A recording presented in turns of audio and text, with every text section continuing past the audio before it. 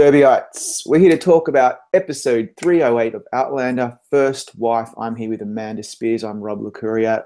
Let's go straight into it. This is what Stars had to say about the episode. Claire returns to Lallybroch with Jamie, where she does not receive quite the reception she was expecting. Unbeknownst to her, Jamie's made some choices in their time apart, which come back to haunt them with a vengeance. Now, the episode was directed by Jennifer Getzinger and written by Joy Blake. And there's plenty to talk about. This was a definite improvement from episode 307, which I didn't like. Amanda, first thoughts on First Wife? I love Jenny. This episode, I really, really think she's shown as a character. And Jenny is played by Laura Donnelly. So for me, this was kind of a good showcase for her. She's the voice of reason in all of this. I mean, Claire and Jamie are having their fight sex again. Yeah. And she kind of it was stops more makeup all that. sex. It was like makeup. Well, they're fighting, and then they're deciding they're going to have sex instead. And it was pretty hot, passionate, I should say. And of course, I was like, I bet it's Leary. I bet that's why he's being so hesitant about telling.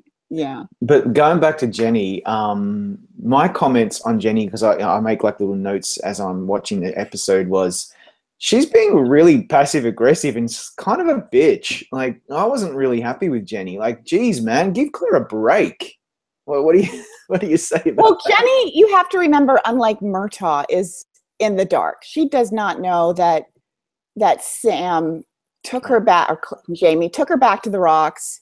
She went back to the 40s because he wanted to save her life. She doesn't know any of the time travel stuff. So as far as she's concerned, it's like, okay, you ran off and abandoned him, and now you're back 20 years later, and she's seen the aftermath of her leaving him and had to kind of try and put them back together. Yeah. Piece by piece. But that's a good point, because obviously we do have to we have to be a bit understanding that she thinks that Claire has just gone away and hasn't really understood the reasons why. And look, and Claire and Jamie debate this. They want to should they tell her the truth? And it resulted in my favorite moment of the whole episode, which is when Claire said, well, Murtaugh understood. And I was like, yes, we get a Murtaugh reference because we love him. And but Murtaugh, they kind of admit that he was like a man of the world, and he was, he's so deep and he understands things, he's intelligent. And maybe Jenny's not really in the same boat, because she's a bit more emotional. She has this obviously fraternal connection with Jamie, and so I loved that whole discussion. It gave me more insight into the characters and what their motivations were. Yeah, I'm just kind of wondering when, if ever, we're going to see him again.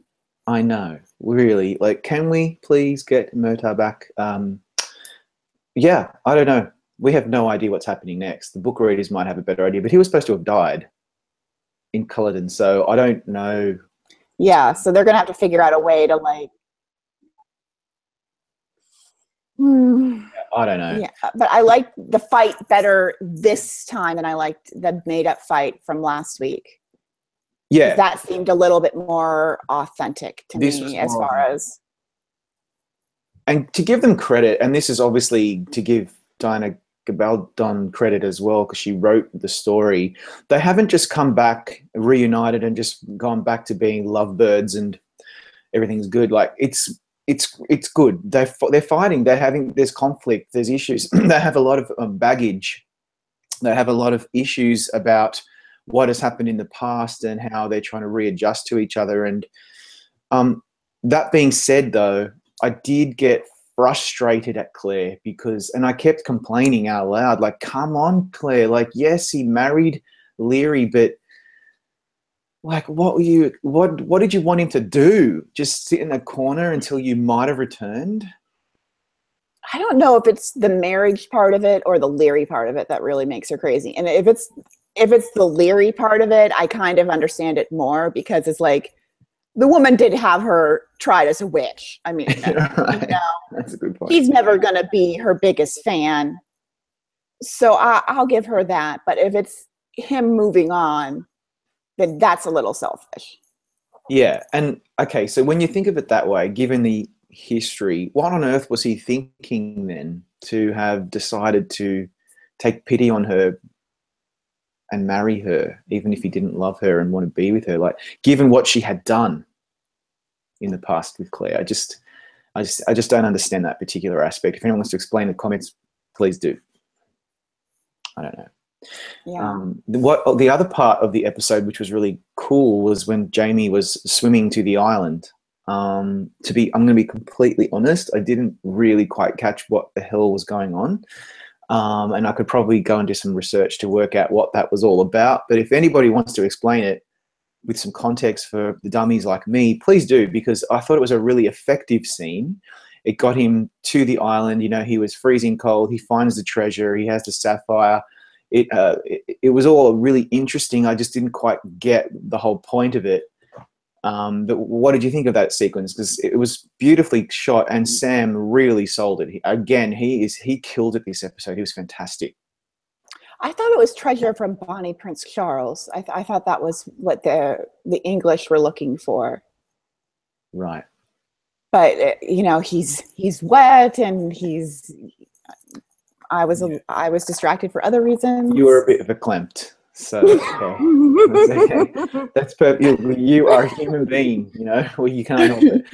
But yeah, there was that, and the other. I'm thinking, like, should I update the gallery of why he's hot? Might be too. There was a lot of there was a lot of shirtless Jamie because he gets shot by Leary, which is just like, oh man. When she shot him, I literally said out loud, "What the fuck? Are you serious? Like, what are you doing? Don't shoot him!"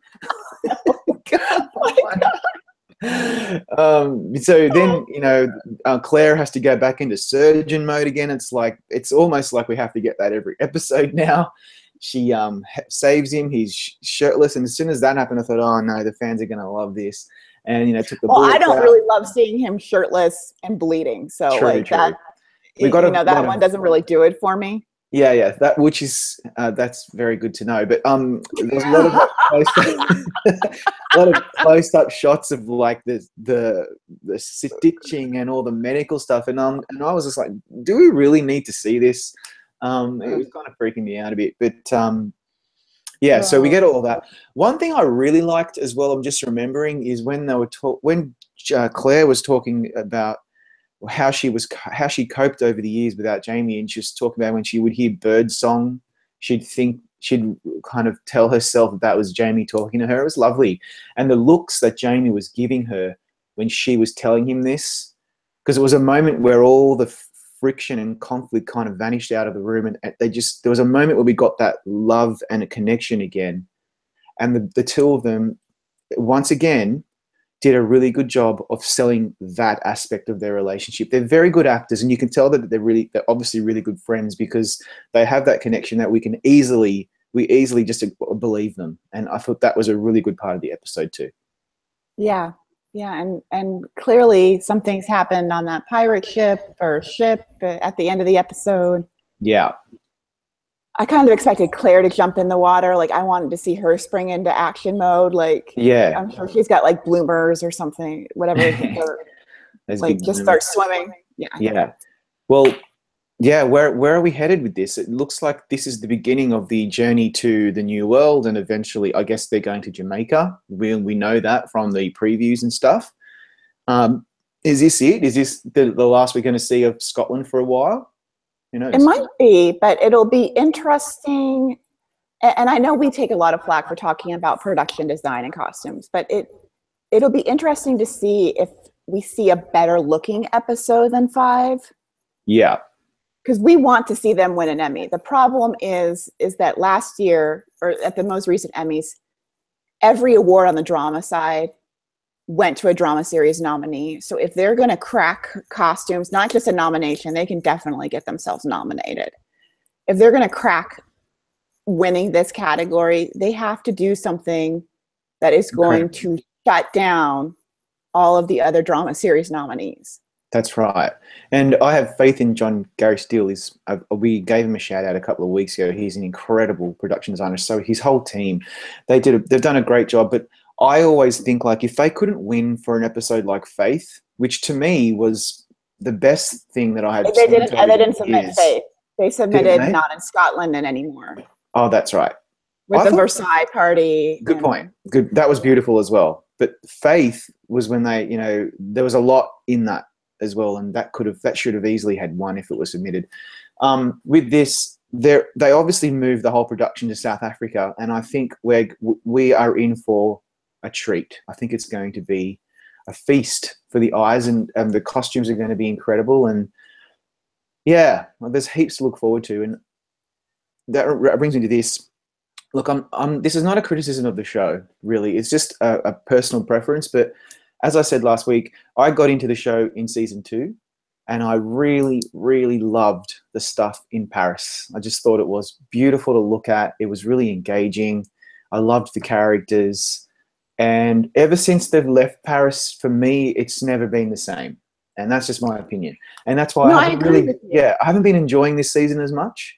And I'm really looking forward to the change of scenery because I'm hoping that will bring me back to the feelings I had for this show when they were in Paris.